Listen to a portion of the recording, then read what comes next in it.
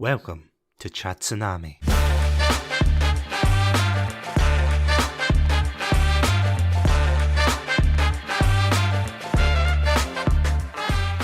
Hello everybody and welcome to another episode of Chatsunami. My name's Satsunami and joining me today is none other than the king himself, King Craigy C. King? Yeah, well, do you want to be called Godzilla? You had two options here. That's true. You had two. Yeah, I'll go for King Craigy C, thank you. Yes, so how are you doing today? Did very good. Just for the people to remember, last time I was on here, I came over to your house, I kidnapped you until we could talk about minion memes, and I've done the same thing today. I've come around to your house and forced you to watch a movie that I really like. That's true. I just get these, these messages out the blue. I don't even get an option, or it's just like, hey, do you want to watch a film? No. And then you just hear the smashing of the glass in the background and just Craigy's just crawling in through the window and all. No, please, I'd come down your stairs on a jetpack. Oh, yeah, that is true. But before we put out the niche references ahead of time, what are we going to be talking about today? Well, today we're going to be talking about Godzilla vs. King Ghidorah. I got into the Godzilla films in a big way recently, and I've watched, I think, about 40 of them. I don't know how many there are. Let's say 30 to be a casual estimate. About watching them all, and some of them are incredible, some of them are terrible. But overall, I think there's 3 films out of them that you have to watch. Right? This is the Japanese ones, so the American ones, they're good as well, but they're separate. So 3 films. Film number 1, the 1954 original. It's a classic, and I think it's really good. Film number 2, Shin Godzilla, which came out in 2017, which is like a weird mix between like Godzilla and the thick of it. It's like this weird political drama, but also Godzilla's it, and also it's really funny. But then the third film out of the 3, and the one I had to share with you, is this film, Godzilla vs. King Ghidorah. Unless you have anything else you want to bring up for an intro, I want you just to recap the plot of this film. Because we just finished watching it 10 minutes ago. Yeah, it was an experience. Please call the police. Get this man at my house. This is a hostage situation. Yeah, just before I go into the plot and everything, if you haven't listened to our watch along, which I'm going to be honest is probably going to come out before this episode, because you just have to hear her raw, my raw, unfiltered reaction to this film. It's a film. Just in the same way that this film's full of time paradoxes, I just want to point out that at the end of the watch along, you said that this episode would be out first, and then so both episodes are going to be out first. Yeah. Okay. Yeah. See, this is the thing though. I'm keeping the audience on their toes. Oh, yeah. Yeah. Much like Godzilla when he drop kicked King Ghidorah. This film is about the dangers of time travel, the atomic bomb, and the Japanese patting themselves in the back one too many times. So, yeah, essentially, it begins with time travelers who are holograms, but they're not holograms. We have a journalist who made his fortune. Somehow he can buy like a huge studio, like apartment, or maybe studio's the wrong word, but he buys this huge apartment with these winding stairs, but he can't afford a shirt. It haunted me throughout the film. But we've got that character, we've got someone from the Japanese army who is BFFs with Godzilla and even gives him a wee nod before getting blown up. I was gonna, just say, we're gonna go into spoilers, but this is a Godzilla. You saw the title. I know, read the title. It's Godzilla versus a flying 3-headed dragon. No, this isn't like Citizen Kane or anything. Anyway, sorry. Yes, I still haven't watched it. The meme must flow. So, I was going to say modern day, but it's 1992. God. That's pretty modern. Yeah, pretty modern. Yeah, that was only 10 years ago, sure. Oh. We're old. But yeah, so this film is about humanity getting visited by these time travelers Time travelers. And their plan makes no sense. So they go back to the past to transport a mortally wounded Godzilla into the future. No. Well, later they do. Like they try to stop him. They transport him in space, okay? They throw him in the ocean. Yes. They throw him in the ocean. Okay, they throw him in the ocean so he can't get atomically bombed and become Godzilla. Okay. And then all of a sudden they leave behind 3 like small proto-Furbies, which are just demon fuel, which you turned around to me and said, oh, they're cute, they're like Furbies. And I said, no, they're just bees because there's no fur. There's nothing like that at all. According to Wikipedia, they're called Dorats. Oh, I don't care. Information gone. Yeah, in one ear out the other. What Ghidorah likes. So yeah, they mutate somehow, because that's how chemical reactions work with nuclear energy, of course. The atomic bomb goes off, you get the Teenage Mutant Ninja Turtles. Unfortunately, in Japan, that leads to giant kaijus. It's a rampant problem, but we'll get into that. So, of course, it turns out this was all a plan by the time travellers. Why they didn't just use their handy-dandy future weapons, where they've got androids. You would think they would build a bigger android. No. Instead, they just decide, we're going to send this 3-headed dragon thing in. So to counter this, the Japanese government and their infinite wisdom. Now, I don't know a lot about the Japanese government or how they do things there, but I feel as if this film makes Japan in the 90s seem very, not backwards thinking, that's the wrong word, but kind of not forward thinking, in the sense that they think, oh no, Godzilla's gone because we threw him in the ocean. So instead, we've got this other monster that can fly, destroy Tokyo, you know how it is, or destroy Japan. What they do instead is they decide to ram Godzilla with a nuclear sub. If it was worse, I don't want to interject. Yeah, no, go for it. Because it's not Godzilla, so they don't know Godzilla's there. Yeah. This is the weird part. So they knew they threw a dinosaur in the ocean in 1944. It's now 1992, and they decide that Godzilla, the Godzillasaurus, the original dinosaur, must still be alive. So they're going to bomb it with a nuclear submarine. But in between this time, between 1944 and now, or 1992, he's already turned into Godzilla anyway. And then the nuclear sub they sent down to try and make Godzilla gets eaten and makes Godzilla even stronger. That was the one that I wanted to interject to get that across. So now we've got 2 monsters. Yes. And you see a bit, of course, you have the big fight with Godzilla versus King Ghidorah. And it's the big fist fight, and I thought that would be the climax of the film. So I was getting ready to wrap up to be like, stay safe or somehow. And then all of a sudden, they have a Godzilla problem now, which is like...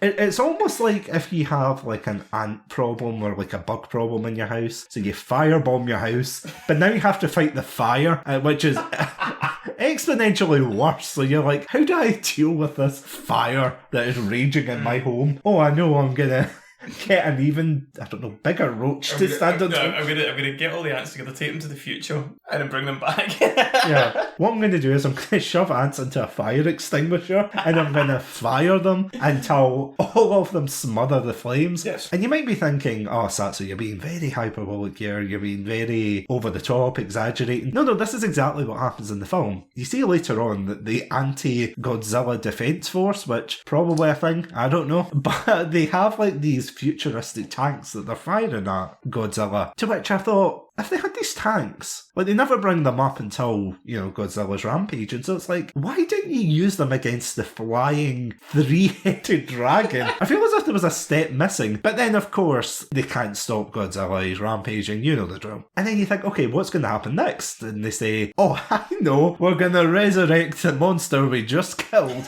in the future, give him lasers and a metal body, and we're going to fight again. And it's like, there are a million and one steps. This is a film with time travel, spaceships, future technology. There's a guy with a bazooka at one point. I feel as if, and this is what we were saying in the watch-along commentary, I said that it's like you have a pavement, you're trying to like walk along this road, and instead of walking on the pavement, you immediately go on the road, and I don't even know, you start roly-polying down. It's not even you start walking in a sensible fashion, you just kind of zigzag, and there's just no coherency. So yes, that is relatively the summary. Oh, and they rip off Captain America.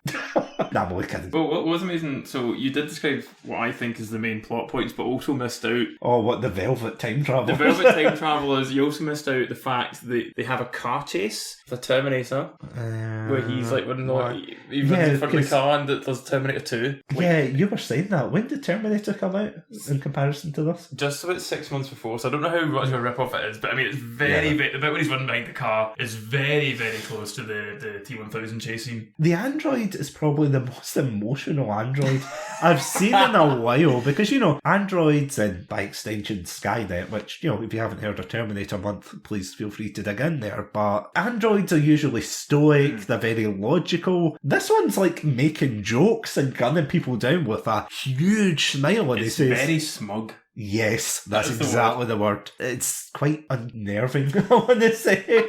You know, you're watching a film about Godzilla. When did time travel? And I mean, I get by this. Out of curiosity, I know you're the Godzilla expert here, but where in the kind of films, because you said there was 30 films. Yep.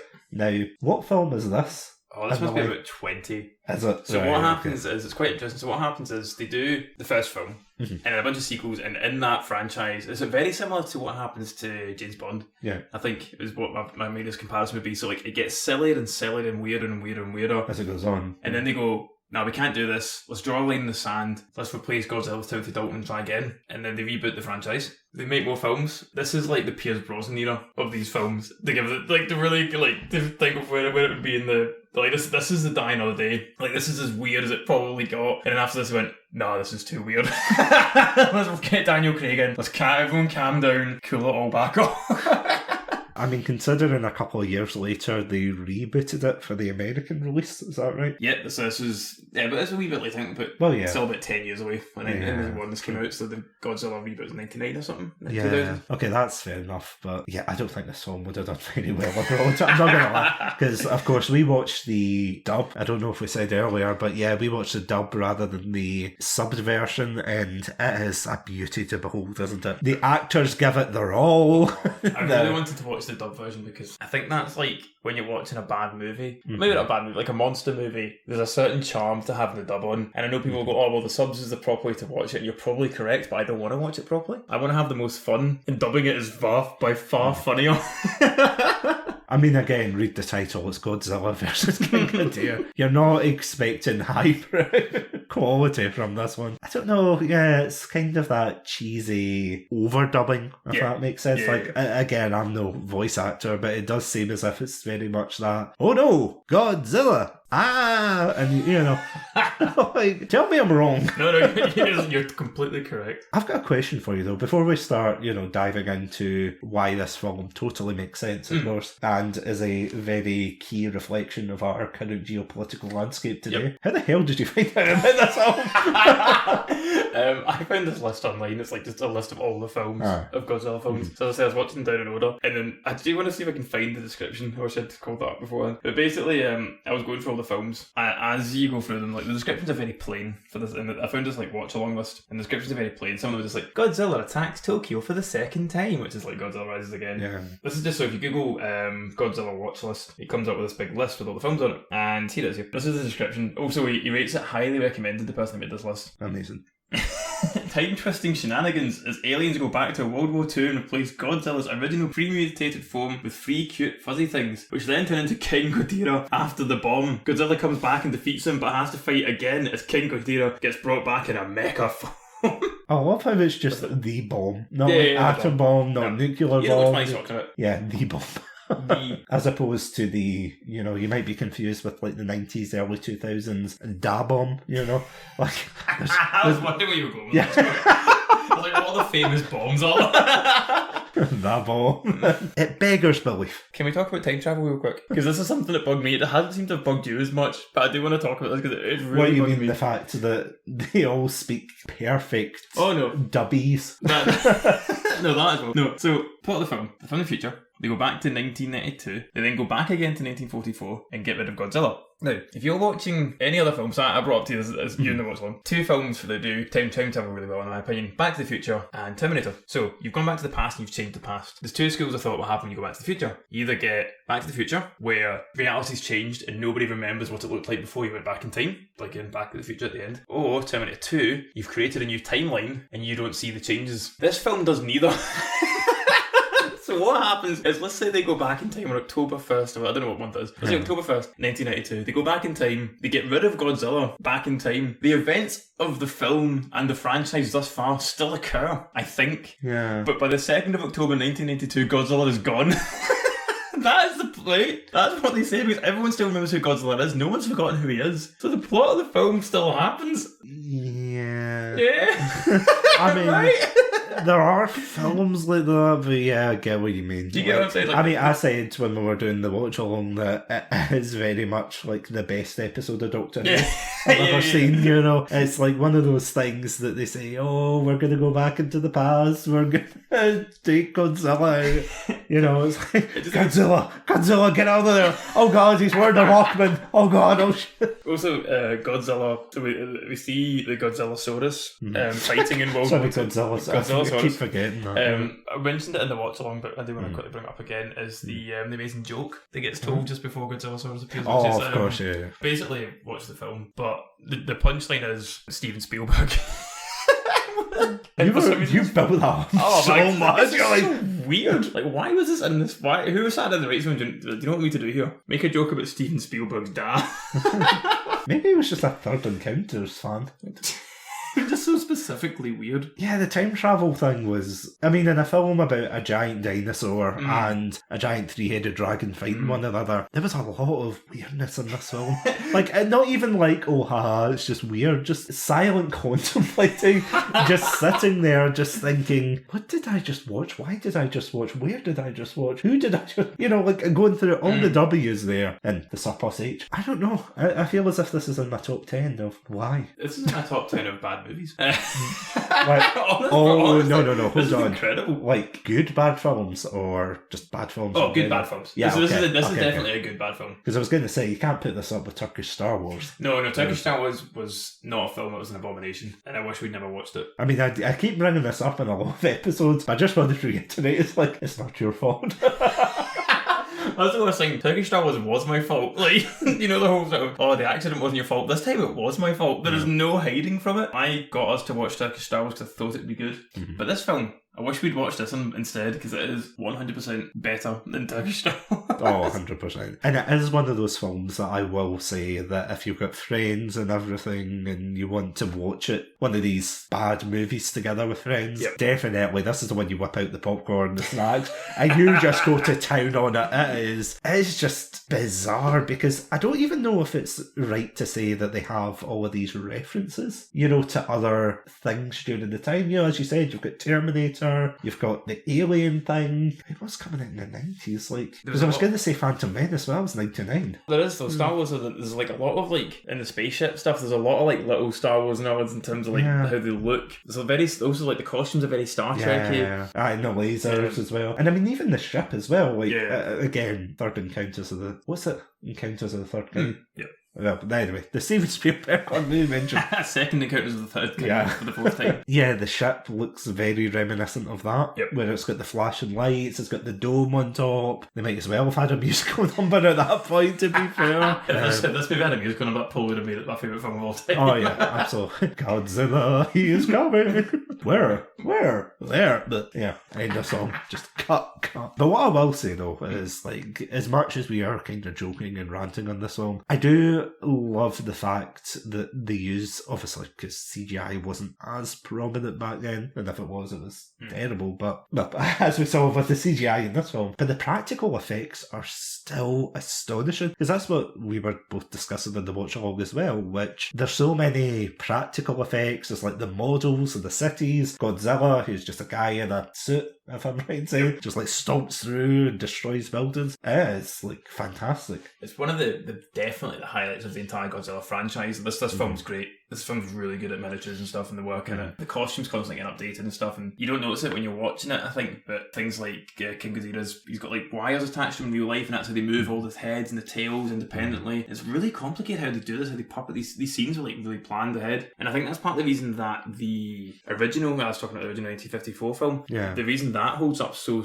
well is the miniatures, and you feel that realisticness to it. It's the same what I always say about Lord of the Rings, like the Fellowship of the Rings probably holds up better than most films from that era, because they just went full hog on the orcs. Like, these lines are all going to be real. Yeah. And so like your brain can tell, like 1954 Godzilla, it's in black and white, and so they could have got away with like terrible green screen, but they tend not to use it. They tend to use as much here's a guy jumping on a miniature as possible, and it looks brilliant for it. And this film in particular, apart from there's a wee bit of CGI at the end on King Ghidorah, Mecha King Ghidorah's got a bit of CGI on him, but apart from that, it's all very practical. We made a tiny truck and now a guy's going to stamp on it. Yeah. It's the two monsters fight, and it's actually them just two lads in a car park kicking the crap out of each other.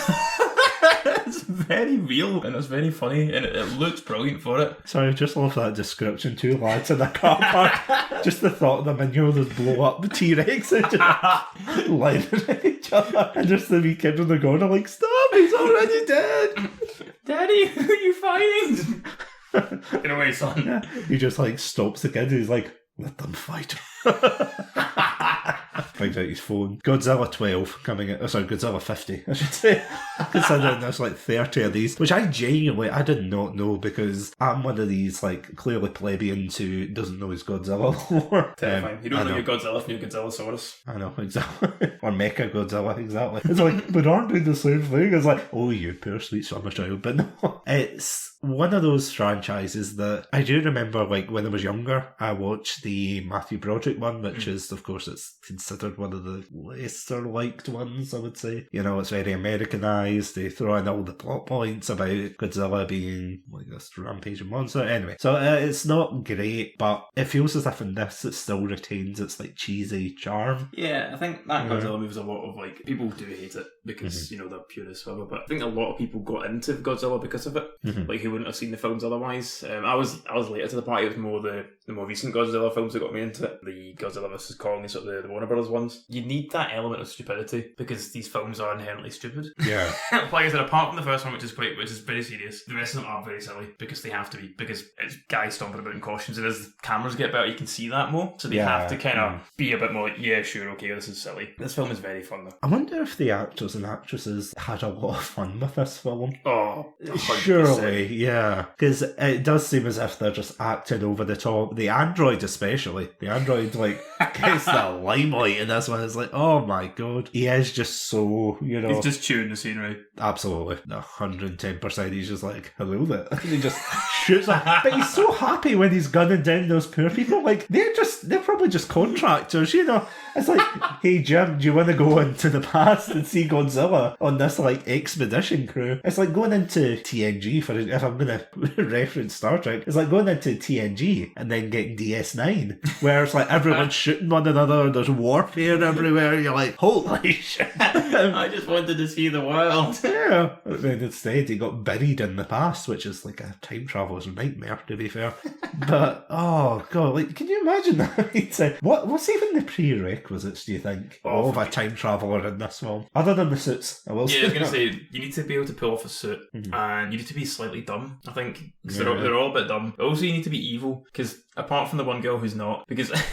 the plot is so evil. Like, their plan is so evil and so bizarre. So I think mostly, you kind of mentioned it about the bureaucracy of Japan, but I think the entire film is just people who don't think about a plan for more than 5 minutes. Yeah. Like, we were joking during the watch film, but she goes into the future to create the Mecha King Ghidorah, but she has a time machine. You can take as long as you want. You don't have to come up with the first option. Like she could have spent months and years training a whole squad to come back and kill Godzilla once for all. Instead, she came back with the first plan she'd thought of and fought Godzilla, and as the end of the film shows you, they didn't succeed. They didn't kill Godzilla. Yeah. They could have spent years planning how to Nobody understands time travel in this film.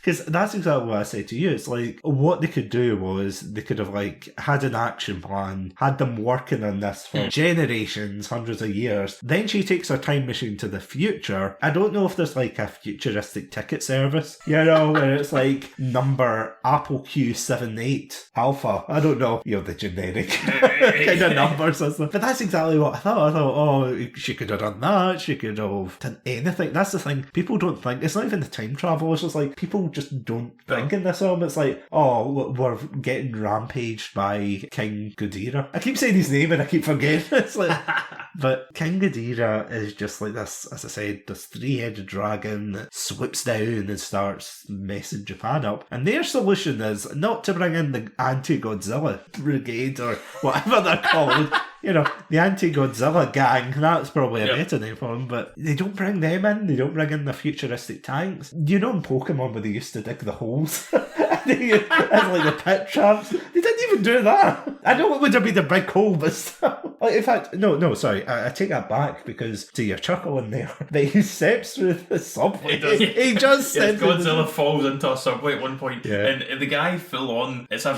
nasty bump because he takes his leg goes into it, and then the rest of him falls. Like, that wasn't like planned. I don't know if it was planned or not, but it doesn't look planned. It looks very so. And that's the one moment I got taken out the film because I'm just like, oh, that guy in that suit must have a bad knee now. And he just kept filming.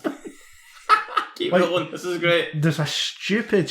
I mean, you know, which one's that? But there's a stupid scene where Godzilla's fighting against Mecha King Ghidorah and everything. It's like, oh yeah, you run away, ha! One of the extras is laughing, as you pointed out, having all the extras having an absolute ball in this film. And you get the scene where there's like a camera crew, or rather two chuckle fucks in a building. It's like a news team or something. Yeah, well, yeah, but they're right behind Godzilla in this building. They're filming out of a pane of glass, which I pointed out to you. It would just have their reflection and a heavy breathing. And also, what I would point out, they're not on a particularly high flow. No. But it looks at it as like flow 10. Yeah. I mean, I made like a very crude joke about the fact that they're just filming Godzilla's butthole at this point. It's not even, and again, you know, that's very lowbrow. Haha, they're filming his butt. But genuinely, like, they're on level with his tail, which means that they're no higher than his butt cheeks. So, like, what were they filming? Like, even if they looked up, his bum would still be in, like, view of the camera. He had his back to them. Like, what were they hoping to achieve? Like, you know how you get these actual journalists that go to these very dangerous areas of the world and they put their lives on the line and things? Guys, I don't think it's worth it. I'm going to be honest. Not if you're getting that camera angle. No. If they were on the roof and you got, like, the Godzilla face as they walk past, then maybe that would have been worth it. Yeah, on the roof or something. Yeah, but not from that level. No, it's like, can you imagine submitting that for the Nobel Peace Prize? Here you go. Can we talk about the CEO? Which one? So what, the dinosaur fanatic? So they go or to the paleontologist? They go to the one who denies any culpability of it, like in dinosaurs. You saw no dinosaurs here. So sorry. At the start of the film, there's a conspiracy that these people saw a dinosaur in World War II. So the journalist who's the main character. Sorry, just off topic. I love how like that's up there with like, did they land on the moon? Did the Japanese see a dinosaur? And I love how we said this, and neither of us laughed because it's that normal a plot point. But neither was like, if this wasn't any other film, if you watched them Saving Private Ryan and the dinosaur toilet, you'd be freaking the hell out. Yeah. But this is so weird. This film that we're just fine with that. So meet the CEO. The CEO says, no, I don't like dinosaurs, I've never seen them. Even though his office is covered in dinosaur statues. So they go back in time and they go to World War II, and the CEO is in World War II as a commanding officer, and he gets saved by Godzillasaurus, and then Godzilla attacks, and back in the future, in the present, God, this is so confusing. Back in the present, Godzilla attacks Tokyo, I think it was, and he's there, and he refuses to leave his office, and he's on the phone. He walks towards the window, and as he's walking towards the window, who's walking past but Godzilla, and they meet eyes. And they have like an emotional moment with the two of them nod at each other. Like they do like a bro nod. Really, he should have put his fist up to the glass and see if Godzilla fist bumped him. It does feel like a very dammy done moment, doesn't it? If he just burst into back of his eye right there in the end as he's getting blown up. Oh yeah, and then Godzilla kills him anyway. Yeah, but that is a dick move from Godzilla, by the way. Like, yeah, just going back to that scene, he does the nod, and I fucking love that. I love that. The fact that you hear the guy on the phone, like, we were joking about, like, Breaking Bad, where it's just like, Mr. President, get out of there! Get out of there! It's just like, oh god, oh crap, he's got his Walkman in, oh no! He's like, Mr. President, you know. And, of course, the president, very somber moment, he gives his nod. Yeah, I think for some reason, well, I'd be crying if... yeah, I mean, it's about what's about to happen to him. But, like, he nods, he does the... And, you know, Godzilla, in return, goes... Yeah, Godzilla and nods. But then he blows him up, and it's like, tick, move. Yeah. Like, can you imagine going to the shops, right? You know, you see someone... You see someone, right? Okay, who he's right, okay. You go to the shop, you see someone, you know that one, blow you up with your atomic breath. Yeah. Happens all the time. No, it's like you see someone, and then more realistically, they just punch you in the face after nodding down. Or even, you know, to coin a Simpsons reference, it's like you nod at them, you walk down another aisle, and then they just run up and punch you in the back of the head. Like, why would you do that? What? And you can't exactly say, oh, because Godzilla's this rampaging monster, because he's clearly sentient. He clearly recognises the dude. And then he's just like, oh, I can't let people know that I'm a nice dinosaur. And takes him out. Or maybe he got jealous. Maybe he saw the other dinosaurs. And he's like, you hussy. I just wanted to bring that guy up just because it's so weird, and this film is so weird that I feel like we're going to end this episode and go, damn, we didn't mention, I don't know, I can't even think of what else in this film. What, the jetpacks? Or we didn't mention jetpacks, we didn't mention the magic school bus matching costumes, we didn't mention what the guy's suit was made of. There's so many, like, they didn't mention the fact that the girl showed she was going to, so the main woman that was in the time travel team, she betrays them, and then gets left alone with the android for some reason, unplugs his brain, replaces his brain with her CDs, I assume were actually programming, and also probably her high school mixtape, plugs it into his head. And Smash Bros. And then he's basically playing Doom the whole time. No, but then, do you think that's why he's so psycho? It's like the Doom Slayer music. It's like, on a slight side tangent, but have you ever seen that video? It's absolutely amazing, where it's like the office staff of like this random office who are dressing up for like Halloween or some costume party, and someone's like, when the Doom music kicks in, and nothing seems like weird, it's just people dressed up, and the guy's like filming them, look at the cute costumes, and then you hear the Doom music going, it's like, where's he going with this? And then he turns it down the corridor, and it's the guy in the full Doom Slayer marching out, and all you hear is like the do do do do do do do do do. You know, it's like it's amazing. I don't think I have anything else to say about this film. I feel like well, that's the thing. I feel like we could talk about this film for another 24 hours or never talk about it again. I feel like the latter's more.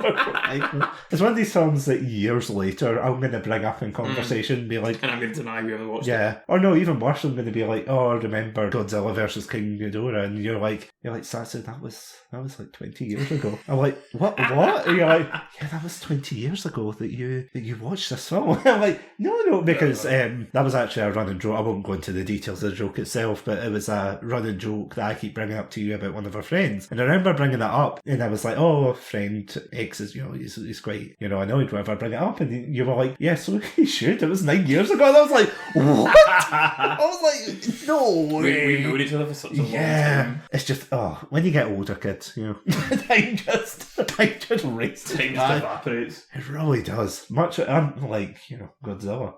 Although the film felt as if it was racing by, there were so many, like, fake outs. So before we finish up, can we just talk about how long it took? Like, I was saying this was like the biggest cinematic foreplay I think I've ever seen, where it was like about 40 minutes, maybe 30, 40, until we got to see Godzillasaurus at least. Yep, that's one thing I do want to point out. When you recapped the plot, you started with, they go back in time and get rid of Godzillasaurus. That is 40 minutes into the film. Yeah. We sat and watched people in boardrooms for 40 minutes. Oh, it was so boring. Well, not boring, but like... It does have a couple of amazing gags, such as the time travellers prove they're time travellers by giving the journalist the book he's currently writing. Yeah. finished. That was fantastic. That was a weird pop. And of course, the journalist has a shirt on whenever he goes outside. But of course, when he's in his own home, it's a bit like if you've ever played Heavy Rain, at the very beginning of that, you play as this dad in this house with huge windows, and you never, throughout the whole thing, you never put a shirt on until you get washed and you get changed and everything. And it's the same with this guy. He's just there without a shirt on. It's like, come on, guy. Oh, and the shoulder pads, of course, on the android. Yeah, there's a lot of fashion. There's a lot of fashion to talk about in this film. But they never explain the androids. Well, I know Future and Terminator, and that's about the kind of crux of the argument. I feel like it's quite Star Trek-y as well. It feels like they watch episodes. I don't know, I can't pinpoint a specific Star Trek face or whatever, but it feels very Next Generation.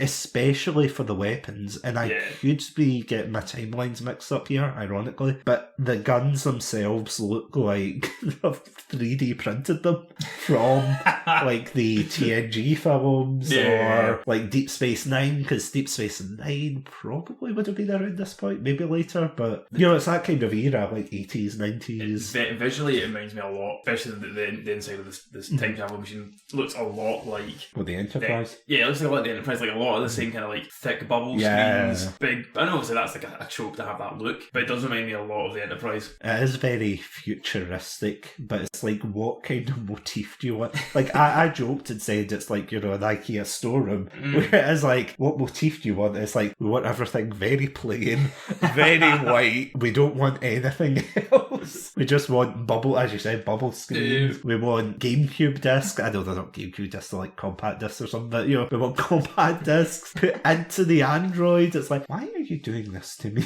You're watching the film, why? And again, that is an excellent point. It's the fact 40 minutes of them talking about Godzilla, talking about them saying, how are we going to take down Godzilla? What is Godzilla? Not even, I don't think, do they ever contextualize Godzilla, or do they just go assume you know what it is? Yeah, to be fair, it is quite an iconic character, but it's who's Godzilla? Why Godzilla? It wasn't until we watched it back that I remembered any of those 40 minutes happened. Really? Because my brain just is fixated on the time travel plot that until they start time traveling, I forgot that entire film happened. There's just a lot of, as you said, there's a lot of talking, and don't get me wrong, it's something like Star Trek, that's what you expect. You expect that kind of dialogue, that peaceful moments and things, but again, read the title. It's Godzilla against bloody King Ghidorah. And then, of course, as we said, there's the puppeteers under the floorboards that probably got paid a pittance. I was going to say piloting them, but no. I don't know. Puppeting them. Puppeteering. Mm-hmm. I have a film review here that I'd like to read out. Oh, please do. This is from Wikipedia. Film historian and critic David Kalat wrote, despite its shortcomings, illogic, and overpopulated cast, Godzilla vs. King Ghidorah is crammed full of ideas, richly visualised innovations, a genuine spirit of fun, and some of the most complex emotional manipulation ever to grace the series. I agree with part of that review. I agree with most of it. I mean, the word illogic is what I agree with. Emotionally, no. And I don't know if that's the dub or the sub kind of issue, because don't get me wrong, I remember recently I had reviewed an anime series and I went back onto YouTube to recap myself, and I ended up finding all the dubbed versions. So I was I can't believe that, it's on here, I can listen to it. And it is one of those animes where the sub is far more emotional than the dub, so I don't know if maybe the emotion would have carried on. If it makes you feel I watched the sub one originally. Oh, is it not? It does not help. It does not make a damn bit of difference. Your Honour, I'd like to retract my statement. I wanted to see how far you'd go for it. I originally watched, the sub was the first one I watched, and they're both available on the Internet Archive. Yeah. So I watched the subtitles first, and it doesn't help. Oh, that's a shame. Yeah. That is a shame. Good time. Yeah, you would think that it would have been maybe emotionally more resonant. I don't know.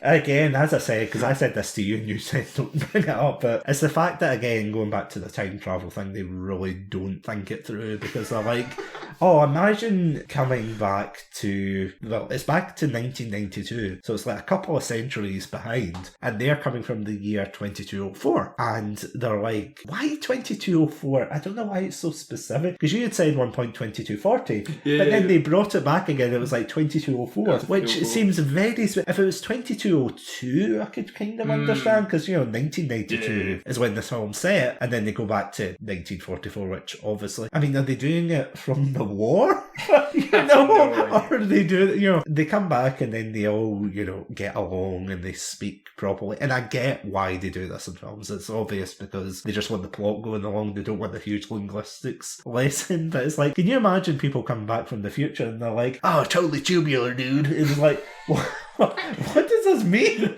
And they go, oh yeah, Japanese linguistics, of course. And I just not laughing at the fact that you think that people would come back from the future talking like they came out in the 90s. Like, no, it's the opposite. They come out. Oh, they meet someone in the 90s and like, whoa, time travel, that's totally radical, dude. It's like, no, we're not radical, we're actually fairly centre. Or, of course, if it was set nowadays, it's like, oh my god, I think Godzilla's a bit sus, don't you think? Man, that's truly sussy because and it's like, I have no idea what you are saying to me right now. The androids are truly saucy in this film, isn't it? But there's two of them. See, this is a thing. Well, then there's three of them, because there's the main android guy, and then there's Jedward. Oh. And they come as a pair. I thought they were just humans. I assumed they were androids because they wouldn't shoulder pads.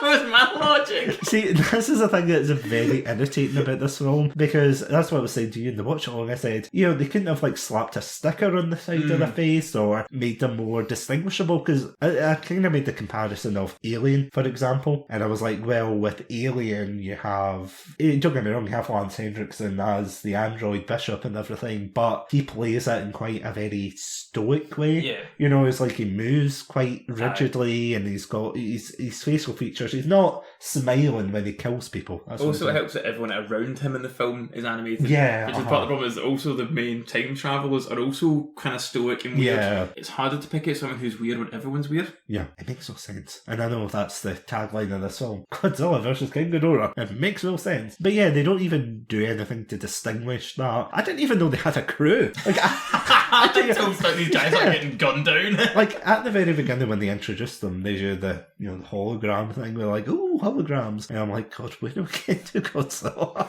And then, of course, once they get to Godzilla, they have the androids and they have like a kind of skeleton crew, and you're like, okay, it's 3 time travelers and they're androids, okay, I can get on board with this. But then by the end, when they try to blow up the time machine, sorry, all these sentences in a row. I know, but it's like they have this like whole crew of security people getting like gunned down by what's his name? Like, the android. This film was so bad that I completely forgot the name of the one in Blade Runner. It's like, can you imagine Blade Runner, but instead with him, he's like, like tears in the rain. He just guns him down. Having a good time. Yeah. Up here. Up here. He's so happy gunning down people. I know I keep going back to that. I love how this is the thing that got you hung up and not like anything else in this film. Yeah. Do you know what's amazing about this? The fact we've like ranted about this film, and the majority of our problems don't come from the Godzilla versus King Ghidorah, because that's kind of a testament, isn't it, too? Yeah, those moments, that's, I think like all the Godzilla films, whether that's the Japanese ones or the modern ones, they all suffer from that same thing, which is everyone wants to see the fights, and the rest of the film is just you looking at your watch. Like, that's always going to be the case, right? That's how monster films are done. People don't really care about the humans. It's really hard to get to care about humans. I mean, it's like recently, a couple of months ago, I think I watched Pacific Rim 2 for the first time, which, mistake number 1. But, there's loads of interpersonal drama between the characters. It's like, oh my god, you left the core. How could you? And all of this. And, there's all this drama and things. And you're like, I physically don't care. There's massive kaijus that can end the world down below. There is, like world-ending stakes. There's everything like that. And you want me to care about human drama? Like, I get enough of that in my real life. I don't need to. And it's the same with that. It's like, oh, the guy getting depressed, his book doesn't sell well, and things. It's like, I know that's a character trait I should be concerned about. I should be sad this old imperial Japanese man's getting murdered. But I don't. It's funny enough. And they have that's one of the jokes I made to you, where they are getting, like, these Japanese soldiers in this cave are getting bombed. And they have this rousing speech about, we will fight them, we will defend the motherland. Like, their words, not mine. And they say all this stuff. And I was like, if I was getting bombed, and they're getting thoroughly bombed, because I think the real tragedy here is the amount of trees they must have blown up just to get the shots. So I was like, this is just so sad. Those poor trees. They're probably growing back by now, but it's like, really? So, yeah, it's a film of two halves, I would say. Like, if I was honestly to summarise this film, I would say it's a film of two halves where if you're here for the Godzilla stuff and you're here for the King Ghidorah stuff, absolutely fantastic. The practical effects are amazing. The effects, although, you know, cheesy and rubber suits, they're fantastic. It's really cool to see that impact that, you know, Godzilla has when he's fighting. But if you're in it for the Japanese bureaucracy, I'm gonna be honest, it's probably not the film for you, but like, kind of in summary, what would you say? Time machines, dinosaurs, jetpacks, Terminators, opening people's heads to put discs in them, Godzilla, three-headed dragons, pets, a guy's book that doesn't sell very well, matching uniforms, velour suits. I was going to say, is this a new Weird Al Yankovic song? I'm just listing. I can't summarize this film because I just want to list what was in it, and that wasn't even all of it. But incredible film, truly, as you mentioned earlier. Don't go into expecting a classic. Get some mates round, get some food out, listen to our watch along, and enjoy yourself, because this film is meant to be enjoyed. It's not meant to be watched. I mean, it was a bit like Citizen Kane. Well, Citizen Kane as well. A lot like Citizen Kane, actually. Yeah, a lot. Yeah, surprisingly so. I feel like now I can't watch Citizen Kane because I made such a big joke about it. I'm like, can I? You can't watch Citizen Kane because you've seen this film. Exactly. Which is vastly superior in every way to it. So. Exactly. So it's just ruined every time. Yeah. Every time, you know, I'm watching, I'm eye to eye with Citizen Kane. Yep. I'm just thinking of Godzilla. Like, it didn't mean anything. The time travelers meant nothing. No, it was more like, and this is, of course, dating the episode, because when we're recording this, it is probably going to be Halloween soon, which by the time you listen to this, it is way past Halloween, so apologies. But I remember there was one time that I had gone, you and I were at a Halloween party, and I'm yeah. so nervous. Cut. And no, without, you know, going in depth into it, but the film we watched was Drag Me to Hell. Oh, yeah. Wow. This is in my house. This yeah, is in what my was it? parents' house. Yep.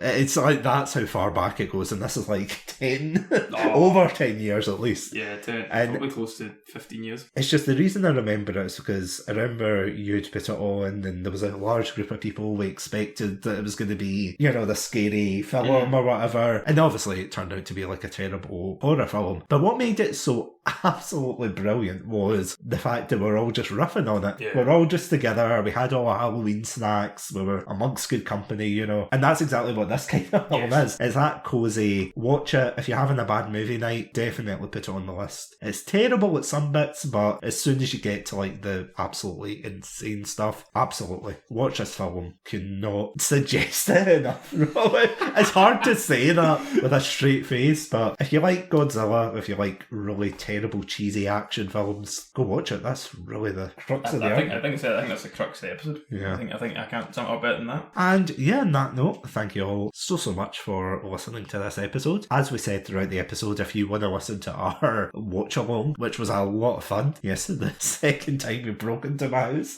to make me review something. But yeah, if you want to listen to that, it should be up on our website, podpage.com/Chatsunami. Or if you'd like to listen to any of our past episodes as well on there, or your handy dandy podcast apps, yeah, just check us out on Spotify, iTunes, and really any good podcast apps. And yeah, much like Godzilla himself, don't forget to stay safe, awesome, and most importantly, severely hydrated, because he gets buried in a lot of water in this film. That must have been... Sorry. No. You've done the outro. No, go. Take it, what I've done. Directed by Michael Bay. Stop the tape.